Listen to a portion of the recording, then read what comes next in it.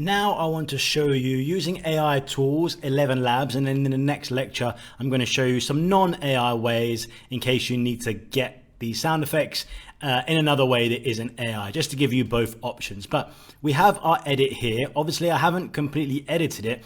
The next stage after I've laid down all the video that I want, before I go in and edit, and that's do stuff like these titles you're seeing, and perhaps I'll make some shots move, slightly zoom in. I might color grade these to match and look a little bit more that 1940s Technicolor and stuff, and the timings and things. What I need to do is do my sound effects. I want my sound effects first on this part because they will dictate everything from my edits, my cuts. I might cut on a certain shot that comes in, like a sound, or also I need to do the voices that we were generating for the little bit of audio that I have here where the two fathers speak. So we can do all of that inside the main tool to use for this, which is 11 labs. So the first thing I'm going to do is generate some sound effects, and then we'll go in and do some voice changer and text to speech also for the two speech parts. So I'm just going to scroll through and do a few different sound effects to start with. So the first thing I want to, let me just come right here and go a drawing here. I might want a drawing sketching sound effect. So let's do that one. Drawing, sketching on paper. Oops, sketching. Let's generate that. So to remind you, over here on 11 labs, 11labs.io, down here in the sound effects, this is where you can get this and just describing it exactly what it is you want. You can go to settings and there's more settings like automatically pick the best length, or I can tell it I want 15 seconds. I only really need 5 seconds, but I often generate 15 seconds because a middle part or an end part or start might be slightly better. So when it comes to the edit, I'll just use that part there. So here are my 4 generations. Let's have a listen.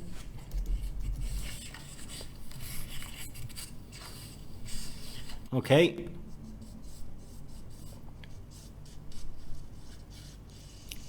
We need 2 people to join, so let's do that. Let's download this one and let's download this one. Then what I do over on my edit is I drag those in that I've just downloaded. Let's put them there. Let's have a little listen to these. Yeah, okay, let's grab like this section right here. I'm going to grab that amount. Let me see when I want to start the drawing. I'm going to have some sound effects right here of the drawing. Let's put that right there. Let's have a listen. I'm just going to turn it up. I can see right here it's down here. I want it to be more like there because I'm going to have some music over this. So I want to just make sure that's enough. With Premiere Pro, I can hit G and I can say turn it up 30. That's quite loud. Let's see. Wow, that's really loud. Okay, G, and I'm going to put that up 15.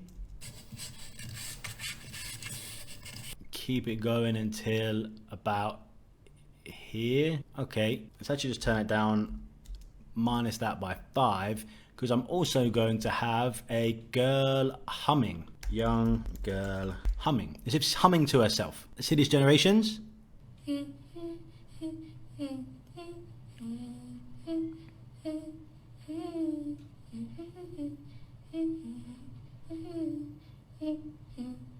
Nice, okay.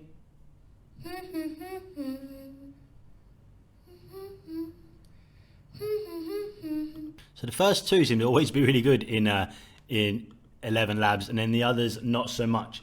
Let's download those. I've got 2 because I've got 2 girls. I'll just show you putting it in one place. Let's go back and do that first one here. Okay, I'm gonna have it fade like here. I'll have it fade out. Okay, so now it comes in like here, which is nice.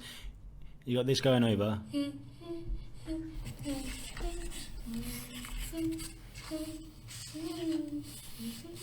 So I could have, for example, I could have going all the way from the start, which is a little bit eerie almost. So I could have it all the way from here.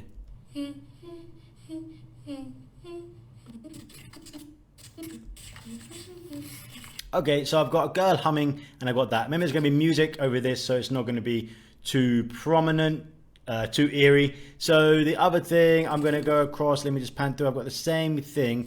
I might have the noise of a city dockyard. Let's do a busy dockyard in the distance. Have a listen.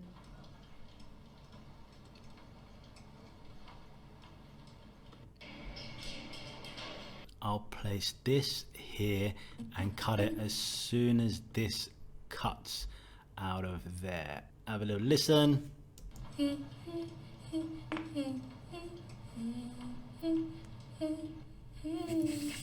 Yeah, just gonna move that sketching down slightly. Okay, so I've got those noises. I have the same for a Japanese city here, humming and sketching.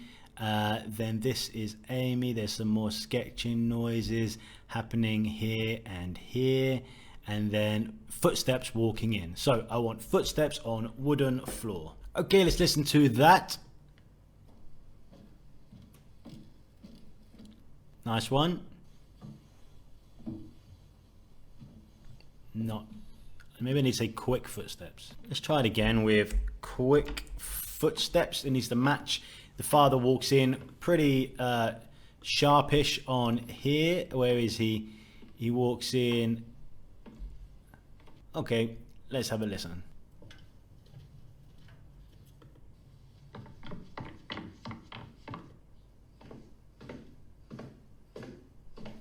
Okay, I like this one, and this second one was pretty good. Download both of those. In the edit, I'll make that match his footsteps. And then I'm going to use the other one so it sounds slightly different for footsteps from here. Okay, then I want both the fathers talking here. I'll come back to that in a moment. Stick with some sound effects. Okay, back to sketching and probably humming here. Sketching noise, sketching noise. Now I want bombs dropping and a siren. So let's call it a war siren.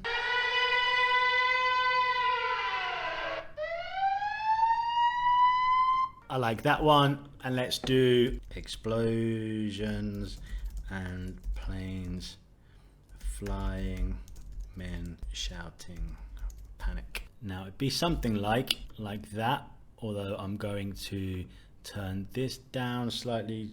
G minus 5, and this one G minus 12, and we'll have some explosion noises here.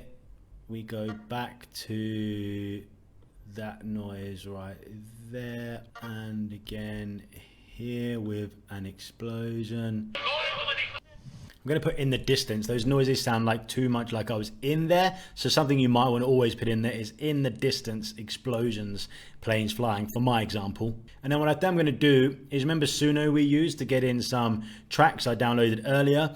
After we have this explosion, I'm going to turn this right down, G minus 13, is I might have a song kick in right here, and all this be with music over the top, if you like that. Okay, let's go back to our sounds. Quite like both of these noises. That one with the guy like almost shouting, and that one with the explosion. So I'm downloading them both, and I'm going to use them both. So if I put this, where's American Amy back here when she first notices something's wrong, like here. So now I'm going to this other one where the explosions are in, like that noise right here, something like this. So let's blend these noises. That one definitely comes into that one. I'm just gonna make the gain come down on that one, and then I want that atom bomb, huge explosion. Oh, caps there, huge explosion in distance. Okay, I think this one's actually the best one, number 4. All right, add this one in, then I'm going to show you how it looks now with some sound effects in there. This huge explosion comes in right there, doesn't it? Okay, so it'd be like this, and then my music will come in, and it'll just be completely deafening music. So I'm just going to show you. I'm not going to put in the other sound effects for more stepping and things. I'll do that off camera. You can then see how this is going in the next stage of edit. But just to show you how it kind of brings it to life a little bit, let me play some of this for you and you can listen.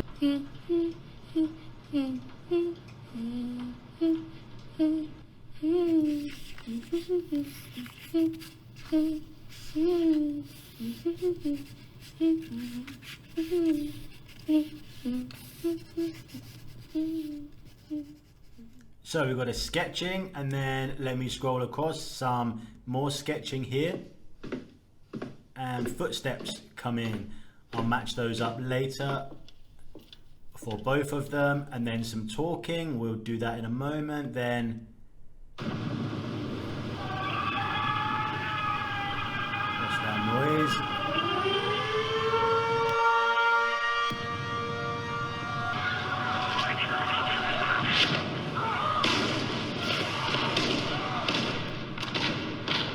Alright, and then we've got more and more explosion noises going back and forward from siren.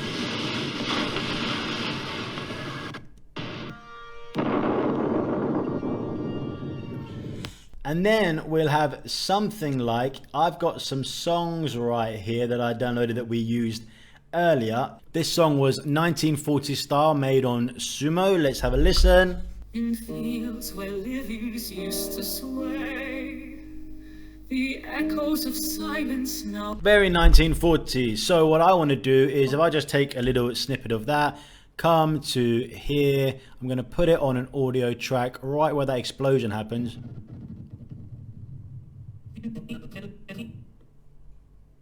And let's have it happen right as that's happening. It would now be something like, in fields where lilies used to sway, the echoes of silence now hold sway. A soldier's song left in disarray, from war-torn nights to a broken day. The letters sent from distant lands, tear-stained words in trembling hands.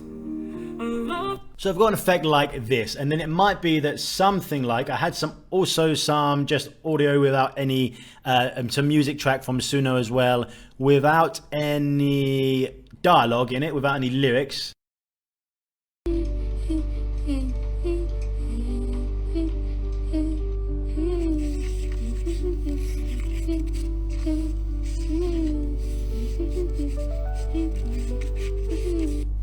So you see how we can just elevate that, just elevate the whole production by just adding some sound effects in there, something underneath, not just music, but some elements that sounds like, it really brings to life what you might be missing in visual. If something doesn't quite add up, what are they doing? Well, you can tell the whole story with a sound effect. So the only other thing I want to do now is I'm going to do some voices. So I've got to have the father's voice, and I've also got to have the father's voice for the American and the Japanese. You saw in the sound effects we did earlier that I generated voice to voice and also text to voice for the Japanese. In fact, I have that here in the audio for the Japanese dub.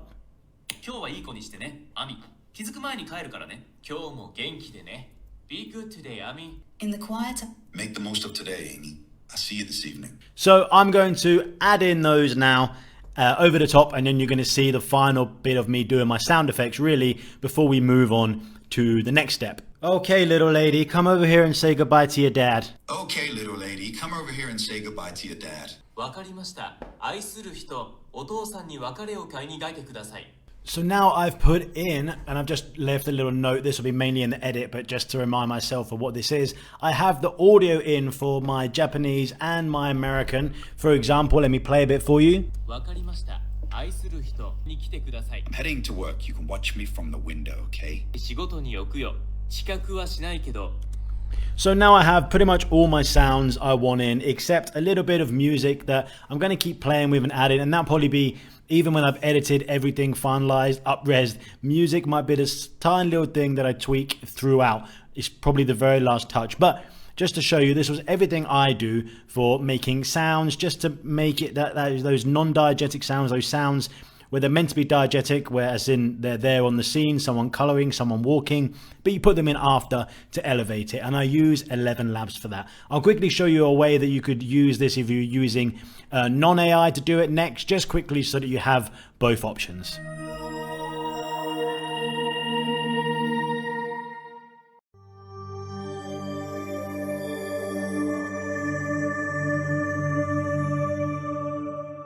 Now, if you didn't want to use, or you didn't really need many sound effects and voiceover things, and you weren't getting a subscription to 11 Labs, there are some other ways you can get stock, if you like the word, stock sound effects and things like that. Now, your first bet is to go with something like, I said stick sound effects here, stock sound effects, and the best ones that come up, art list comes up, that's sponsored, and it comes up all the time on YouTube. You probably get it. And so's Envato, Elements. I've used Motion Array. Pixabay has some free versions of this. If I go into here and go sound effects and I search, for example, a siren, and then I can have a little listen for some of these,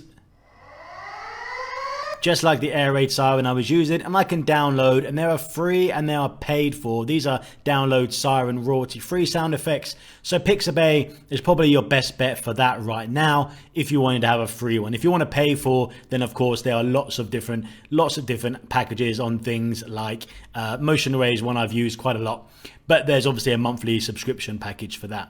Now, if you are going on to YouTube, if you're putting your footage onto YouTube only, there is something called the YouTube Fair Use Policy, where if you are adding to and using clips from other YouTube videos, that's okay.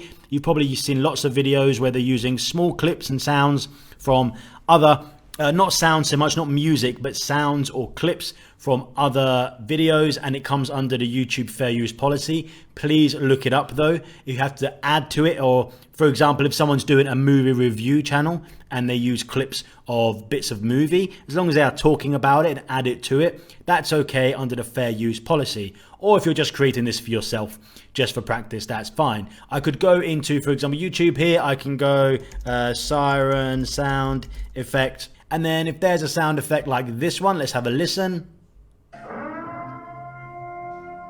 Now, I could take that and I could just search YouTube free downloader online. There are lots of it. I quite like using Save From Net. You just take the URL right here and I pop it into there, hit download, ignore the ads. You can click for this one, allow me to download it inside my browser. I can choose, for example, I could just choose I want an audio, any one of these. You could download the video if you want to and then just use the audio for it. Hit download, ignore the ads, close those.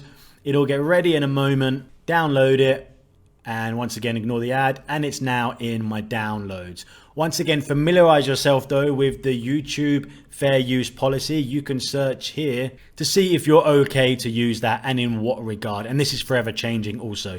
If you are just using it for yourself, then of course use that. Or like I mentioned, probably best bet for you is if you don't want to use AI to generate it, then you could use Pixabay, but make sure you are using royalty-free sounds. That's important. Okay, sound effects, done.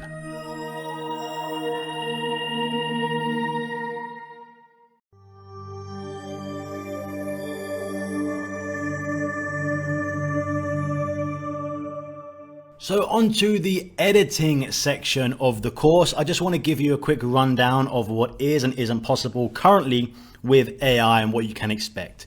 No, right now we are not in the position to just dump everything on a timeline and say, please make a story out of this. Not possible just yet.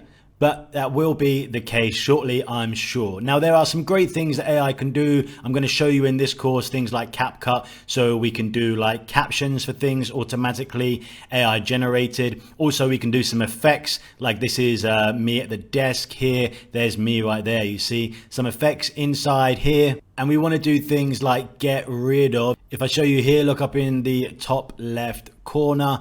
You see there's a watermark right there for Hapier. How to get rid of that either with AI or inside your edit. And then I'm going to give you some quick tips on things like when you're doing titles, transitions, color grading, changing the color of things, and edit kind of hacks or secrets or things that I like to use and think about when I'm editing AI video. So it doesn't matter which tool you're using, these all apply for everything. You could just be using free CapCut software. You could be using Premiere Pro, Final Cut, anything that you wanted to.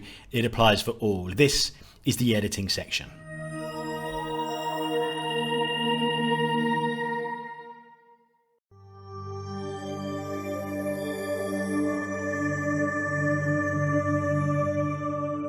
Now, one thing you might come up against when you're creating AI videos, and this all depends on the tool you're using and the package you have, but you may get watermarks that come up in your videos, which are really, really frustrating. Obviously, let me give you an example now. For example, this clip right here, an explode it clip inside Pika, which if you remember, we did a couple of sections ago, you can see that it has this watermark here, and then it will move to here to make sure you don't just remove that quite simply. Yeah, it's up here and now it's down here, you see. Now, different tools have these depending. If you upgrade, then you can obviously remove those, but it's to protect the tools from having you use their tools either for free or extremely cheap and then them not getting any recognition for it. It's kind of a trade-off. Now, there are several ways to deal with this. There are things like you could search AI video watermark remover. A lot of the big tools don't have these inside for obvious reasons. They don't want you to remove them. But if I just go to this first one here, VMake AI, or there's loads and loads on here. I can upload that exact clip and you see it right there. There it is. And then if I play their version where they said they've removed it, I can actually still see it here. But after a moment, when it explodes, boom, now it's gone. If I play this carefully, you can see there is just a bit of blurring.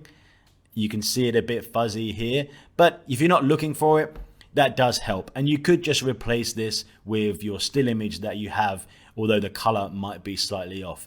There's a way that I deal with watermarks, and it all depends. If you have a moving shot like this, much harder to do. I would use a tool like this and just clip that bit out there you want to get rid of.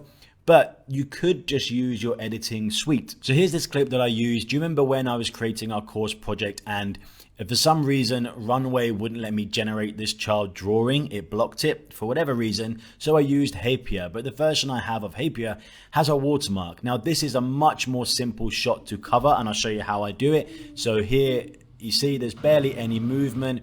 That's great. Now the way to cover this is the video clip right here. This is the still image that I have. If I just move this here, I'll just move that back down.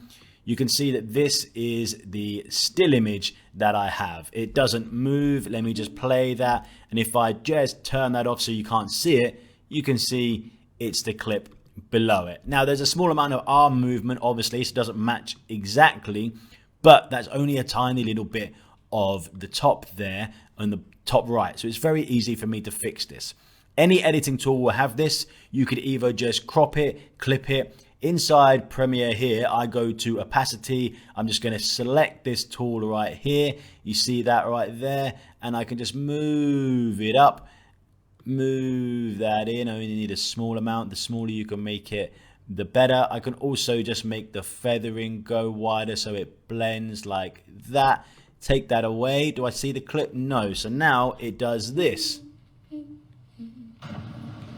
And I've got rid of my watermark. So you can be quite inventive with this. Obviously, the more movement there is, then the worse that looks. I've had shots and clips where I've had to make the shot match it on its first frame and on the end frame, zoom it in and match it exactly so it doesn't show up. Obviously, shots where you're not moving, if you have watermarks, that's the easiest way, using your still image right there, and then cropping it over with either cropping, clip tool, opacity. All editing softwares will have the ability to do something like this. So that was my tips and my ways of how I remove watermarks.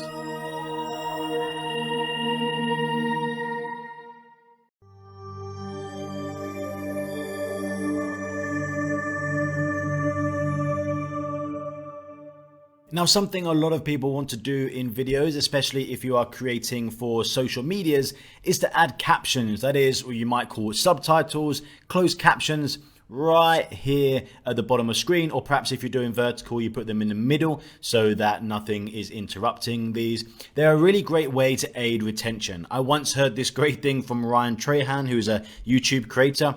He said, if somebody is watching the screen, is fast moving and reading the screen, it's very hard for them to stop watching. So captions can really help aid retention. Now, loads and loads of tools have this. I'm going to show you inside CapCut here. It's a free editing tool. You could have used Filmora that I've shown you earlier, or any of the editing tools really will have this now. And is it so much an AI tool? Yes, it's definitely using artificial intelligence to aid with its detection of captions and what you're saying, and it's super simple. Even inside your editing software, you can probably add closed captions if you're using something like Premiere, but this is a lot easier. I often use them inside CapCut or Filmora because they're made for this. These editing suites are made for social media. So if I grab this clip right here, let me just show you. Onto AI fundamentals. In this section, you probably seen this lecture before. It's on section 2 early on in the course.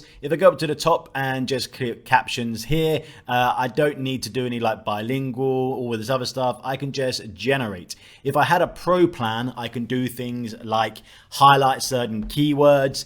I can have it identify filler words and all these other things that I can do. But look, as quick as that, real time, I was still talking, it's done it for me. So you can see along the bottom right here, if I just play this. Onto AI fundamentals. In this section, we're going to go over some of the backbone. And it's done it. And it's always really amazing. Like, it's always very accurate. Now, of course, you can't see that too well because of the color and size. So I can do things like I can change the font size if I want to. Like here, I could bold it out. What else shall I try? Color, maybe this should be, oh, let's go bright. Yeah, let's go bright red for this. I'm applying this to everything, so all my captions are changing one at a time. My alignment is in the center, of course. There's also some other text up here like bubble. If I want to put this into like a speech bubble or something, obviously that's not something I'm doing for this video. Let's have a look at some effects. Now these are pro. These, look at this, if I put the stroke around it, you can see it more easily. I quite like the yellow, but not on this color. I could add this to make it easier. So you can play with all different setups. Oh, some of these are really quite nice. Not for this, that's like TikTok's own font, isn't it? Not for this one, but some of these are really, really nice. So I can add these, and now let me play that a little bit for you right there. Onto AI fundamentals. In this section, we're going to go over some of the backbone knowledge that you need regarding AI. Please don't skip through this. You're going to know. So that's done automatically for you. Super amazing, super quick. Thank goodness this exists. So this was an example in CapCut. Like I said, if you need to use these, you could download this software for free and play with it. Upgrade if you need to, if you want to join Pro to have more access to things. I use this tool and Filmora for captions if I ever need it. And if you're doing social media stuff, you definitely will, or probably will. And if you are wanting, sometimes I just put it at the beginning of my videos, you know, when you're doing a quick intro and you're like, hey, welcome, blah, blah, blah, blah. And I just have it for the first 10, 15 seconds, your most crucial point to get people, keep people watching and retained at. So I do it for the beginning and not for the rest of the video. Completely up to you. I just thought I'd show you this because a lot of people were asking. AI, if you like AI, captions, automated, generated right here inside CapCut.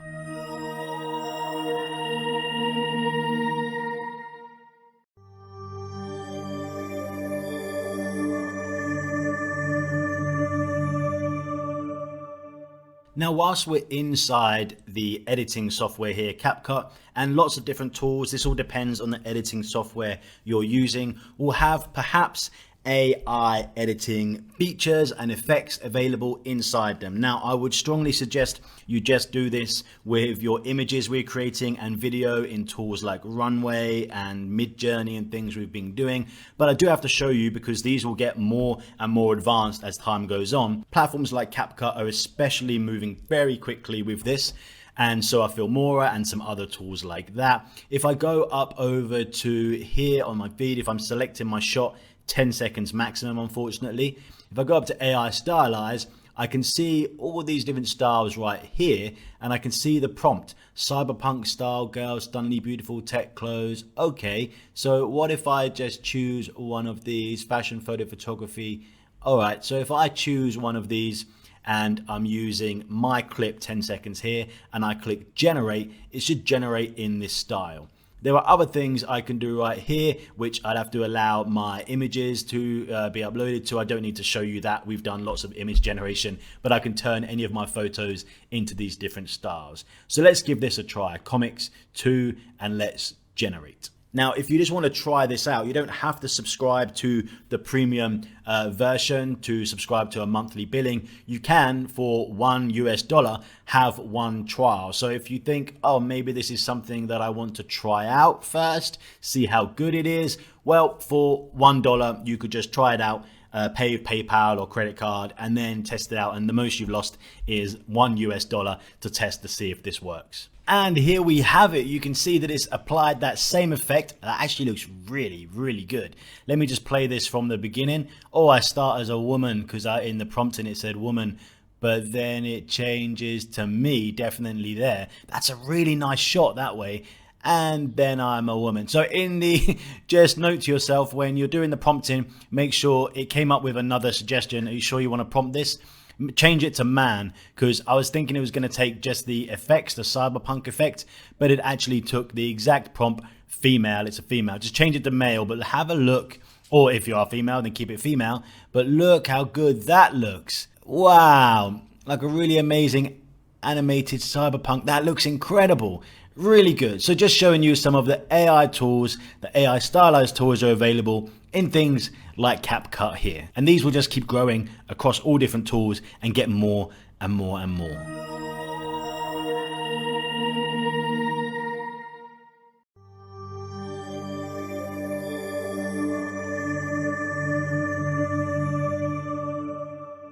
So the editing part of this course, this is not AI centric, and earlier on in the course you saw me link videos on how to use specific tools.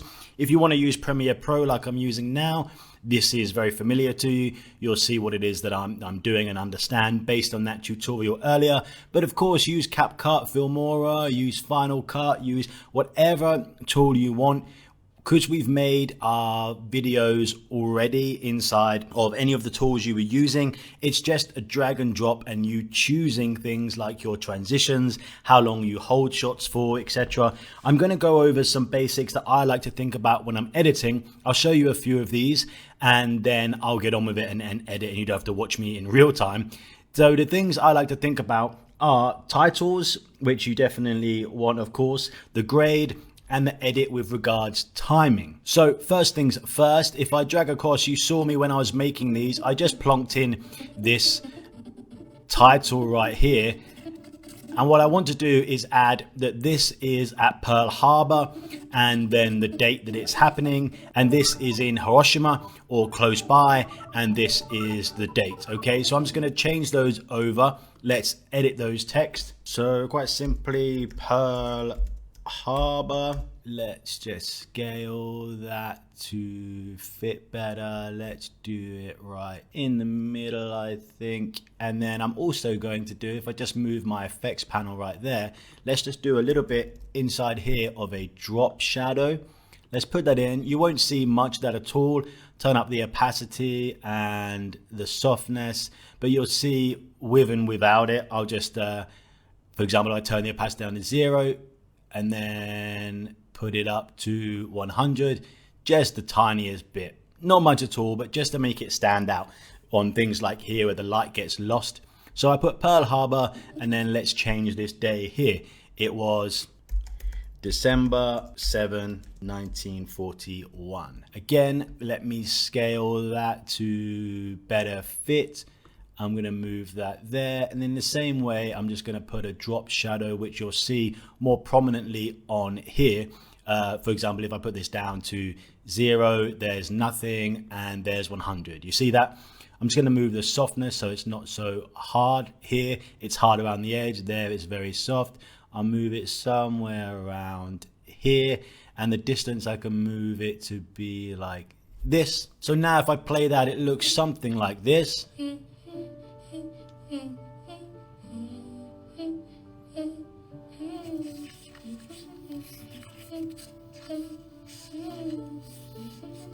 Nice. And the other things, this is going to be your savior inside when you edit with AI.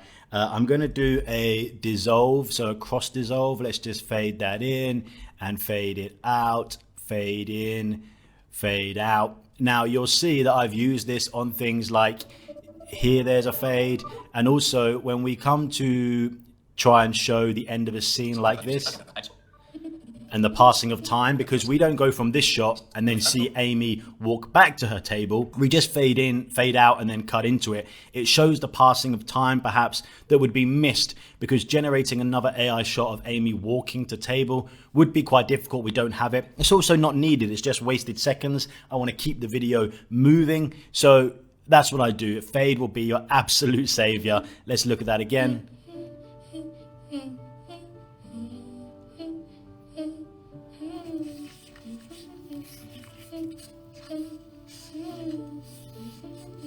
Okay, and then I'm going to do the same thing here. Let's take a look.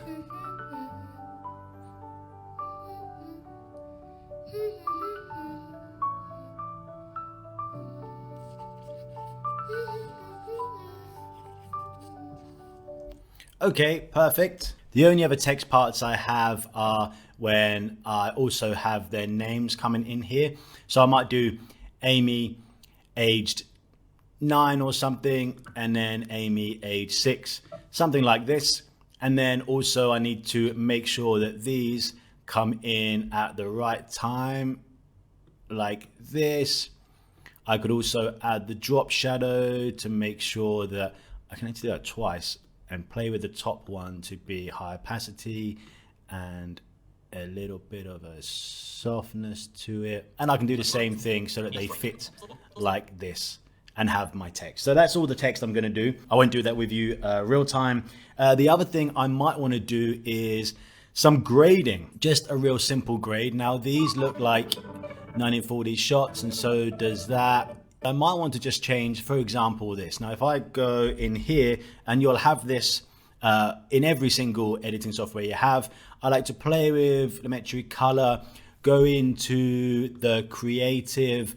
I might want to just change the tint slightly more blue on this, slightly more blue. I can move down the saturation, and then the vibrance I can move either up or down just slightly. You can start getting a bit more of a match between this.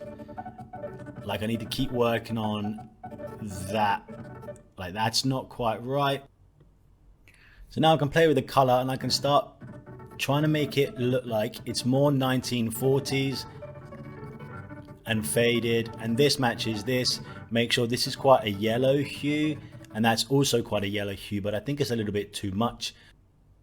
Move the saturation down slightly. So now we go from this shot to this one. Now the other thing of course I want to do is get rid of this right here. I think though this shot can be, I twist it ever so slightly. So I think that actually the best bet for this is, rather than remove it like I showed you earlier when we used the still image of it, if I come into motion, I just want to have the position up to maximum. If I start with my scale just a little bit like this and start like that. Okay, it looks like I'm gonna have to put in the original. So let me find the original still image of that. Okay, and now I want to match up this. I'm just gonna copy over all this. I don't need to copy that. The color balance and all the effects. Yep, this is just what I need. I'm just replacing this. There, and you would never notice that. I'm going to bring that up so it doesn't affect the side of the table.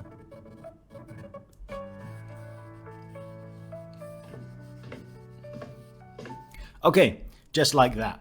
I've played with some of the sounds, but you might want to move some of these up and down, higher or lower, depending what it is that is happening inside your own individual edit and story. So that was the titles I've played with, the grade, and then the edit. So here's a general rule, okay? Try to keep people, depending whether you're making this for social media, you need to get it really fast moving. If you're making a movie for, say, film festival like this, it can be slightly slower, but there are some shots that are way too long in here, and I'm going to shorten them. For example, I know when the attack happens on Pearl Harbor with Amy, this is a really long shot. Let me just turn that down slightly, or turn the volume off. This, she walks over, has a look, explosion, and then keeps going. We could cut there. We don't need to keep doing more and more of this. We could cut right there, and what I'll do, and then go back to Amy's shot right here. And then this is also a very long shot, so I don't need all of this. So I'll go through and I'll cut that up together. And then you're going to see the other parts that I've got is upscaling this, and you'll see the final edit. I'm going to put it as its own video at the end of this, and you'll see the final one that I'm going to upload to Film Festival. So that's what I would suggest with edit. Think about now you've laid all these down, the timing of your edit, cuts of your shot, using transitions like fades if you need to show time or get from one shot to another without having, you don't have the movement for it. The grade, make sure things are matching each other. That's very easy to, I know you've used style inside your images, but when you go into runway or wherever and you make a video, sometimes the color grade slightly changes. So go in and grade. Text, make sure you add and make your text feel like it should for the movie. You've seen the fonts I've been using and things. Make sure it feels and connotes the right thing. The connotations of that font are telling your story. Also, if you need to add captions or anything, we've shown you that in the previous edits. And get this together. Move your sounds up and down. Think about music that we've been adding in, and it should all come together nicely.